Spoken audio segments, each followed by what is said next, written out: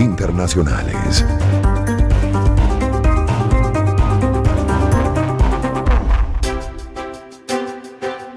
6:33 de la mañana y comenzamos revisando lo que ocurre en el mundo. La agencia EFE se ocupa del conflicto entre Israel y Hamás. El grupo islamista Hamás aseguró este jueves que obedecerá un alto al fuego en su guerra contra Israel si así lo dictamina la Corte Internacional de Justicia de La Haya, que se pronunciará en el marco de una acusación de Sudáfrica contra Israel por genocidio contra los palestinos.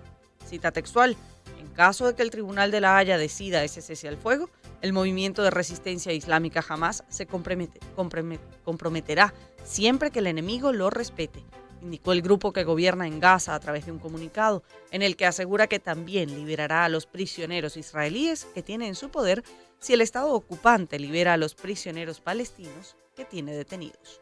Además, asegura que también dejará en libertad a los más de 100 rehenes que tiene en su poder si Israel libera a los prisioneros detenidos, pero exige que el Estado judío ponga fin a su bloqueo de 18 años sobre Gaza y permita la entrada de toda la ayuda humanitaria necesaria para el alivio del pueblo palestino y su reconstrucción. En France 24, este viernes, la Corte Internacional de Justicia, el máximo tribunal de Naciones Unidas, tomará una decisión sobre la solicitud de Sudáfrica de tomar medidas cautelares contra la ofensiva que lleva a cabo Israel en la Franja de Gaza. El país africano acusa a Israel de estar violando la Convención de la Prevención y la Sanción del Delito de Genocidio contra la población gazatí. El fallo podría incluir la orden de detener las hostilidades. Al respecto, el grupo islamista palestino Hamás aseguró este jueves que acataría un alto al fuego en su guerra contra Israel, si así lo dictamina el tribunal, como acabamos de leer en el titular anterior. La ministra de Asuntos Exteriores sudafricana, Naledi Pandor, estará en La Haya para representar al país en el fallo, según anunció su cartera. Aunque Israel se ha mostrado reacio a colaborar con tribunales internacionales, al ser firmante de la Convención para la Prevención del Genocidio, está obligado a hacer frente al caso y desplegó un equipo legal de alto nivel a principios de este mes. En Euronews, los crímenes de odio contra judíos han aumentado en Alemania y Francia desde el comienzo de la guerra en Gaza, según cifras oficiales. Una investigación publicada por el Comisionado para la Vida Judía del Gobierno Federal de Alemania señaló que hasta finales de enero del año en curso se registraron más de 2.200 incidentes antisemitas en el país, lo que supone un aumento de 320% con respecto al mismo periodo del año pasado. Felix Klein, el comisionado para la vida judía del gobierno alemán, señaló que el número de delitos antisemitas registrados desde el 7 de octubre de 2023 era de 2.249 a fecha del 22 de enero. Una parte significativa de estos actos no se cometieron poco después del 7 de octubre, sino semanas y hasta meses después. Es vergonzosamente alto el número de actos contra judíos que se ha normalizado hasta tal punto que ha desaparecido la conciencia pública, dijo Klein. En Euronews, un informe independiente sobre abusos sexuales en la Iglesia Protestante de Alemania dice que ha habido miles de víctimas en las últimas décadas y que los casos conocidos pueden ser solo una pequeña parte. El estudio encargado por la propia Iglesia Protestante revela que 2.225 personas han sido víctimas de agresiones sexuales cometidas por más de 1.200 miembros de distinto rango en la Iglesia. Los líderes religiosos dicen que están conmocionados por la magnitud de los crímenes. La obispa Kristin First, a la cabeza del Consejo de Iglesia Protestante en Alemania, aseguró: como institución también hemos sido culpables de innumerables crímenes contra innumerables personas y solo puedo pedir disculpas de todo corazón a todos aquellos que han resultado tan heridos. En CNN, 2 activistas por los derechos de los animales del grupo de personas por el trato ético de los animales, PETA por sus siglas en inglés, interrumpieron este jueves un servicio de oración presidido por el Papa Francisco en Roma, hablando en contra de las corridas de toros antes de ser escoltados fuera de la basílica. France 24, en Francia, el Consejo Constitucional anula ampliamente la polémica ley de inmigración. El Consejo Constitucional de Francia dio a conocer sus determinaciones sobre la ley de inmigración que había sido adoptada bajo la presión de la derecha. El texto había generado división en el país con multitudinarias protestas que criticaban la legislación. Los sabios, como se les conoce a los integrantes de este tribunal, censuraron gran parte del proyecto por considerarlo inconstitucional. En DW leemos lo siguiente: Moscú y Kiev se contradicen sobre el avión siniestrado en Rusia. El presidente ucraniano Volodymyr Zelensky pide una investigación internacional que aclare el siniestro del avión de transporte militar ruso. Escuchemos. Rusia está jugando con la vida de cautivos ucranianos, con los sentimientos de sus familiares y de nuestra sociedad. Tenemos que clarificar los hechos cuanto antes, ya que el avión fue derribado en territorio ruso. Por otro lado, Rusia acusa al gobierno ucraniano y pide la intervención del Consejo de Seguridad de Naciones Unidas. En CNN, el máximo tribunal en Costa Rica elimina la obligación de colocar el apellido del padre primero en el nombre. La Sala Constitucional de la Corte Suprema de Justicia en Costa Rica declaró inconstitucional la frase "en ese orden", consignada en el artículo 49 del Código Civil de ese país, que establece que el apellido del padre debe anteceder al de la madre en el nombre de las personas. Con la decisión, el máximo tribunal elimina la obligación de poner el apellido paterno en primer lugar. La Corte informó que la sentencia solo aplica para personas mayores de 18 años, cuando se alcanza la mayoría de edad en Costa Rica, que quieran invertir el orden de sus apellidos, primero el de la madre y luego el del padre, y que el fallo surge por una consulta judicial que hizo una persona mayor de edad. Tengo entendido que en Brasil y en Portugal, si no me equivoco, el apellido de la madre van primero que el apellido del padre. En Mundo UR, el presidente de Guatemala, Bernardo Arévalo, volvió a citar a la fiscal general del Ministerio Público, Consuelo Porras, tras su negativa a renunciar a su cargo. Escuchemos. Hemos invitado a la fiscal a que asista a la reunión de ministros del próximo lunes 29 de enero a las 9 de la mañana en Casa Presidencial. El artículo 4 de la Ley Orgánica del Ministerio Público establece que quien ocupa el cargo de fiscal general está obligado o obligada a concurrir a esta junta. En France 24, las llamas toman fuerza en Colombia. 31 incendios forestales están activos en varias partes del país andino, incluyendo cerros aledaños a la capital, Bogotá. Así lo informó la Unidad Nacional de Gestión de Riesgo y Desastre este jueves. Los incendios afectan sobre todo al centro y al norte del país. En total son 9 las regiones afectadas, además de la capital: Huila, Santander, Boyacá, Bolívar, César, Cundinamarca, Antioquia, La Guajira y el norte de Santander. En DW, la justicia de Perú rechazó 5 recursos de apelación presentados por el expresidente Pedro Castillo, entre los que se incluyen aquellos con los que solicitaba anular la orden de prisión preventiva que pesa en su contra por el fallido autogolpe de Estado del 7 de diciembre de 2022. También DW se ocupa de lo que ocurre en Chile. La Corte Suprema de Chile aprobó un pedido para ampliar los delitos por los que fue extraditado a Perú el expresidente Alberto Fujimori en septiembre de 2007, informó este jueves la Procuraduría General del Estado peruano. La decisión fue tomada el 19 de enero en 8 causas solicitadas por la justicia peruana por delitos de suministro ilegal de armas de fuego, asociación ilícita para delinquir, falsedad genérica, conspiración y otros. Grupos de personas bloquearon este miércoles por tercer día consecutivo varias carreteras en Bolivia para exigir la renuncia de los magistrados que inhabilitaron al exmandatario Evo Morales como candidato a las elecciones presidenciales de 2025. Vamos ahora a Ecuador, que registra 3.387 personas detenidas en 15 días. Las fuerzas de seguridad de Ecuador han detenido a 3.387 personas en las últimas 2 semanas de aplicación de un estado de excepción declarado por el gobierno de Daniel Noboa para intentar atajar la ola de violencia desatada por bandas delincuentes. Según un último balance difundido por el gobierno, entre el 9 y el 24 de enero se han ejecutado un total de 40.158 operaciones contra el crimen a escala nacional. De estas 88 operaciones se han orientado contra grupos criminales catalogados ahora por el Ejecutivo como terroristas y que han abatido a 5 personas identificadas también como terroristas. En Mundo UR, el vocero presidencial argentino, Manuel Adorni, aseguró que las huelgas hechas por gremios y sindicatos no tuvieron mayor incidencia en la nación. Este paro que ha representado solo al 0.19% de los trabajadores y bueno, entendemos por supuesto que este paro tuvo más carácter político que efectivamente algo que haya surgido de los propios trabajadores. Evidentemente una minoría todavía no logra metabolizar el resultado de la elección. Y justamente nos detenemos en Argentina para entender el impacto y los retos que supone para el gobierno de Javier Milei la oposición a todo este paquete de reformas, sobre todo las reformas al Estado, que está siendo duramente enfrentada por la Confederación General de Trabajo en ese país. Hernán Cachadurian, periodista argentino, está con nosotros en línea telefónica. Hernán, un gusto inmenso. Buenos días. Bienvenido. Buenos días, ¿qué tal? Gusto igualmente.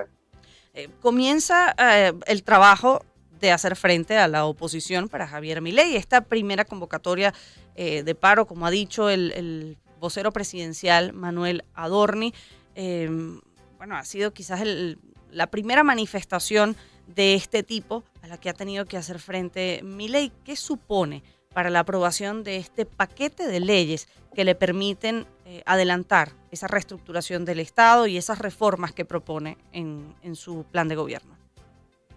Bueno, en realidad este paro general es un récord, establece un nuevo récord en la historia de la CGT porque se produce 45 días después del inicio del mandato de Milei, ¿no? O sea, no, prácticamente significa una especie de intento de muestra de fuerza, ¿no? de la Confederación General del Trabajo, la CGT, que en realidad justamente se les ocurre hacerlo en el momento en que la mayoría de los trabajadores están de vacaciones. Entonces eso les ha supuesto que solamente, como indicaba el vocero presidencial, 0,18% de los trabajadores fueron los que realizaron esta movilización, ¿no? Es un número insignificante, habría que ver si hacen otro en marzo, abril, mayo, junio, qué cantidad de gente movilizan. Aparte de eso, el operativo antipiquetes que realiza Patricia Bullrich, que era la ex candidata presidencial devenida ministra de Seguridad de la Nación, también complica un poco las cosas para este tipo de movilizaciones, porque, para que te des una idea, estas movilizaciones se hacen en camiones, en buses escolares, etcétera. Entonces se controlaban buses que llegaban con personas a la protesta, y a los que no tenían los papeles en regla los paraban en la avenida que circunvala la capital federal, que es la avenida General Paz. Entonces, a lo largo y ancho de toda la avenida se disponían de operativos para requisar estos buses y que puedan ver si estaban autorizados o no, si tenían todos papeles en regla. Los que no tenían papeles en regla los dejaron ir nomás, con lo cual también diezmaron bastante esta movilización, ¿no? Porque en general esos buses que se alquilan son buses que no tienen, muchos de ellos no tienen todos los papeles en regla, y hay algunos que son muy antiguos, bueno, pero no viene al caso, no son muy antiguos y no pueden ni siquiera circular. Entonces, este tipo de movilización no tuvo realmente unos números significativos, fue grande, ocupó varias cuadras, pero no es una movilización que haya significado algo. Simplemente es una demostración de fuerza de la CGT y es un nuevo récord en la cantidad de días que tardaron en realizar un paro general. Para que te des una idea, al presidente Raúl Alfonsín, que fue el presidente que ahora parece que para el peronismo y el kirchnerismo es como una especie de ídolo, o un prócer, porque trajo de nuevo a la democracia a la Argentina, el peronismo, mediante la CGT, le hizo 13 paros generales en 6 años. Un récord absoluto de paros generales para una presidencia, y Alfonsín lo soportó estoico hasta casi el final de su mandato, porque tuvo que dejar el mandato 6 meses antes de que finalizara, porque había un estallido social debido a la hiperinflación que se había producido. Sí. Hernán, dime. Pero pensando en quizás todo lo que viene acompañado de este paquete, este plan de gobierno, esta reforma que propone Javier Milei, ¿qué contempla la ley ómnibus que están protestando? ¿Y de qué tamaño sería el recorte del Estado? ¿De cuántos trabajos? ¿Cuál es el principal argumento por parte de los trabajadores en contra de la aprobación, no solo de esta ley, sino de la reestructuración? Hay varios puntos en esto, ¿no? Son 300 leyes que deroga Milei o que eleva al Congreso. Entonces, si nos ponemos a a ver, es prácticamente una renovación casi total. Es como que si yo estuviera yendo hacia Caracas y pego un volantazo y me vuelvo hacia, no sé, Maracaibo. Entonces es como estar yendo en un camino y dar de vuelta totalmente, irse para otro lado, ¿no? Entonces los intereses que hay creados dentro de estas protestas son infinitos. La CGT reacciona porque digamos, muchos gremios, una de las leyes que impulsa Milei con este paquete es que la gente pueda elegir su obra social. Es decir, tú ahora trabajas en la construcción, entonces tienes que estar obligado a estar dentro afiliado al gremio de la construcción. No te puedes afiliar al sindicato de panaderos, por ejemplo, ¿no? O al sindicato de guardavidas. Entonces, eso te obliga a afiliarte a la obra social de la construcción, que tiene unas prestaciones que pueden ser buenas o malas, pero la gente no puede decidir, o sea, estás como obligado a afiliarte. ¿Qué hace estas leyes una de estas leyes que eleva Milei es que vos puedas elegir estas obras sociales, con lo cual a esta gente, a estos gremios, se les pueden llegar a ir muchísimos afiliados. ¿Por qué? Porque aparte de las obras sociales podés afiliarte a una prepaga, vos podés hacer que los impuestos que se le descuentan a los trabajadores derivados a los sindicatos puedan ir directamente a una prepaga y no tengas que estar afiliado al sindicato. Que en el fondo les quita poder. Por supuesto, sí, por eso es que reaccionan de esta manera a los 45 días. Imagínate que durante los 4 años que estuvo Alberto Fernández, que hizo una barbaridad con trabajadores, monotributistas y con todo tipo de personas que reciben un sueldo en la Argentina, no hicieron absolutamente nada, porque en realidad los sindicalistas en Argentina son todos millonarios. Entonces no reaccionan, tienen casas increíbles, viven en los mejores barrios. Te digo, estoy hablando por el 95% de los sindicalistas. Hay un 5% que son personas honradas, honestos, que trabajan, que vos ves que viven en un lugar humilde, etcétera. Pero los otros, mínimo una casa con pileta, un auto alemán y no sé, y un teléfono iPhone 15, que como los que se veían el otro día en la protesta grabando, ¿no? A los sindicalistas grabando con iPhone 15. Entonces, que para que te des ahí una idea, aquí salen como, no sé, 3 millones de pesos aproximadamente. Entonces, a todo esto les tocan una pata increíble porque los sindicatos aquí reciben el 12% de todo lo que perciben los trabajadores del país. O sea, un número importante. El 12% de todo lo que ganan todos los trabajadores del país va a parar a los sindicatos. Entonces, debido a esta protesta, el día de ayer, cuando terminó, un día después de la protesta, porque esto se llevó a cabo el miércoles, el presidente Milei separó a las dos personas encargadas de la Intendencia de Salud, que son los que van, digamos, repartiendo ese dinero entre los diferentes sindicatos. No les gustó a los 45 días cómo manejan el dinero, entonces los separó y colocó a otra persona en su lugar, ¿no? Así va a ser este gobierno porque ya cayeron 2 o 3 cabezas. Ayer también cayó la de un ministro que filtraba información a la prensa sobre las reuniones del gabinete. Entonces Milei no está dispuesto, está mostrando paso a paso que es un tipo, perdón el término, un tipo, es una persona que con la que no se juega, en apariencia no se juega, no es inclaudicable. Con esto no quiero quitar que muchas de las leyes que está proponiendo en este paquete de leyes ómnibus sean cuestionables, ¿no? Porque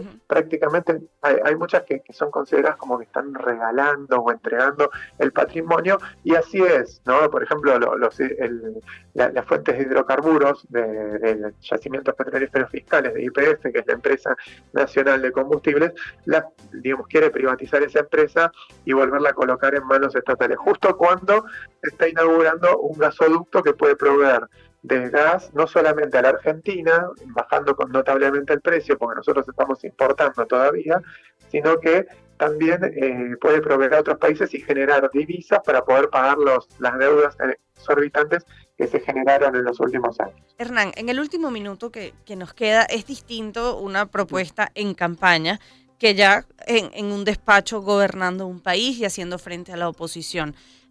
¿Hay espacio para maniobrar? ¿Está dispuesto a negociar Milei o pareciera intransigente en lograr algunos acuerdos o concesiones para poder aprobar el macro de esta reforma que propone? Y Milei no tiene poder en el Congreso porque él ganó presidente, ganó la elección a presidente, pero y sacó bastantes escaños en lo que sería la Cámara de Diputados y de Senadores. Pero esto ya viene de antes, el partido de Milei tiene 2 años, entonces no tiene la suficiente fuerza en diputados ni en senadores para aprobar nada, con lo cual tiene que negociar todo y su principal aliado es el partido del expresidente Macri, ¿no? Juntos por el Cambio. En realidad tampoco es Juntos por el Cambio, es el PRO, que es una parte de esa alianza. Hay muchos gobernadores, radicales, que formaban Cambiemos, que se declararon en contra de formar esta alianza con Milei, entonces no quieren saber nada. Y Milei no es muy negociador, pero Macri le aconseja ir negociando, entonces están negociando punto por punto las leyes para poder aprobarlas. Lo que se especula es que estas 300 leyes son una exageración, porque hay cosas que son exageradas, como por ejemplo juntarse 3 personas en la calle, eso ya es fascista, ¿no? Sería como un acto terrorista. Entonces, cosas así parece que estuvieran hechas a propósito para distraer del objetivo principal, que es mandar montones de paquetes de leyes para flexibilizar la economía argentina, que es muy rígida, muy cerrada y que se basa principalmente en las retenciones de las exportaciones. En lugar de generar más exportaciones, hace que la gente, por ejemplo, monotributistas, que serían personas autónomas, que no tienen empresas ni nada, trabajen para afuera y las divisas que les generan esos dólares las depositan en cajas bancarias en Uruguay o en paraísos fiscales. Entonces, cuando tienen que retirar ese dinero, lo retiran en negro, o sea, en forma ilegal, y entonces esas retenciones, esos dólares no llegan nunca al país.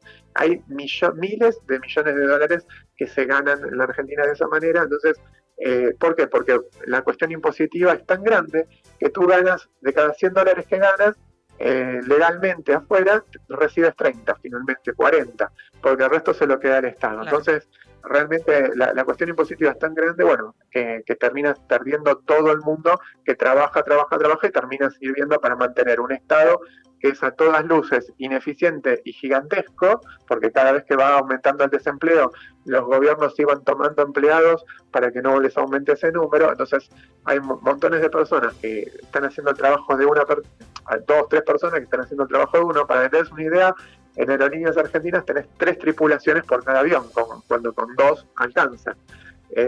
Y hay, ayer suspendieron los viajes a Cuba, anularon los viajes a Cuba porque el año pasado les hizo perder a la empresa $500.000, porque nadie viaja a Cuba, o viaja muy pocas personas. Entonces está tratando de crear un Estado eficiente y que no gaste más, porque se está gastando los impuestos de la gente, y eso a la larga genera que el Estado tenga que imprimir dinero que no tienen para pagar cosas, y genera también, obviamente, que aumente la inflación. Claro. ¿No? Y además arrancó su gobierno siendo muy franco y diciendo que no había plata. Hernán, muchísimas gracias por esto. Que corresponde. Sí. En todo caso, muchísimas gracias por estos minutos contándonos cómo se ha vivido después de esta jornada de paro, que, como dices, es inédito. 45 días apenas después de que asume Javier Milei la presidencia de Argentina. Lo cierto es que vamos a ver un pulso muy interesante de negociación con respecto a estos 300 proyectos de ley que están incluidos en el paquete de ley Ómnibus y que son necesarios, o propone Javier Milei, para poder llevar adelante ese plan de gobierno. Pero a esta hora, 6:58 de la mañana, revisamos brevemente algunas de las informaciones en materia de deportes.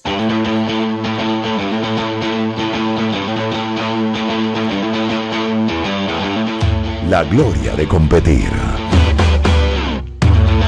Deportes.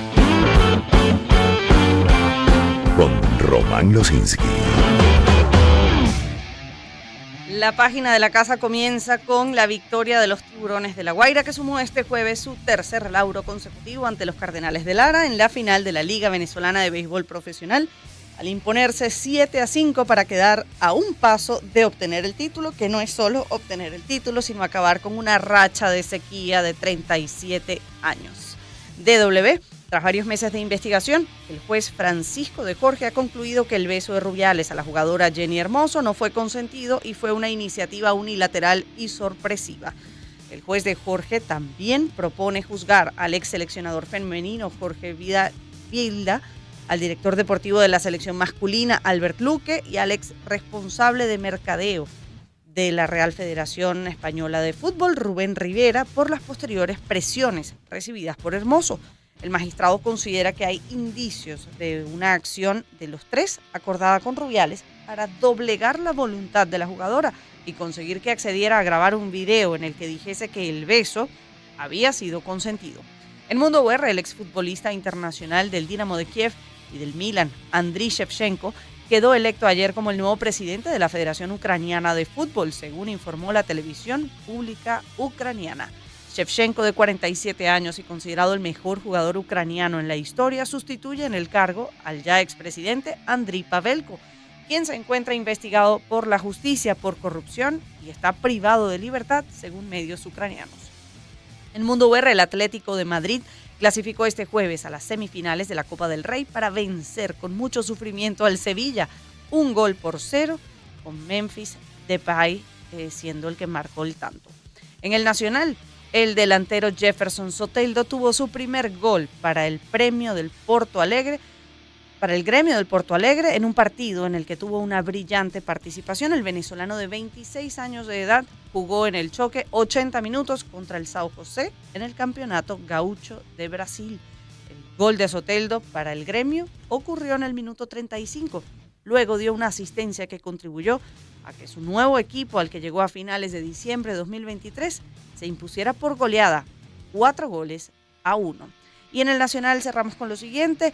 Aryna Sabalenka, vigente campeona y número 2 del mundo, se clasificó a su segunda final consecutiva en el Abierto de Australia. La bielorrusa dominó en el partido este jueves en Melbourne. En la final del Abierto de Australia el sábado, Sabalenka, de 25 años, se va a enfrentar a la china Zheng Qinwen, la número 15 del mundo. 7 en punto, hacemos una pausa y ya venimos con más.